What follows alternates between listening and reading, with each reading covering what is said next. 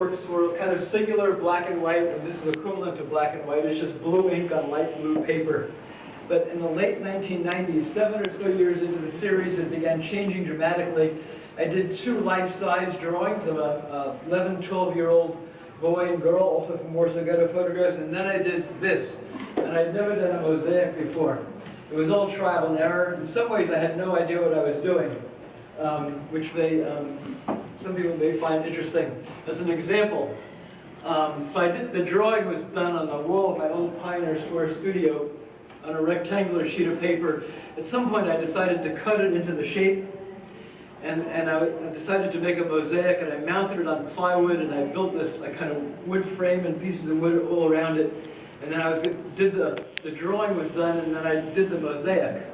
Not having done mosaic, and not having even taken a course, I went to Lowe's or somewhere. I bought a 2-part epoxy, which comes in tubes, and a complicated gluing mechanism. You see all this yellow here on the ear? Maybe the people up closer can see that. Conservators may be rioting about this in 50 or 100 or 200 years. I'm not going to have to worry about it. But all the epoxy kind of oozed out onto the drawing. So when we get upstairs in a couple of minutes, I'll show you how I solved that with the 4 mosaics I've done since.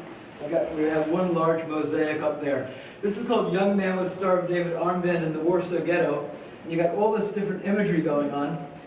Most of which I took from a book I got from the library, black and white photographs taken by Polish Catholic and Polish Jewish architectural historians in the 1920s and 30s had gone around Poland, Lithuania, drawing and photographing, black and white photographs, all these wooden synagogues.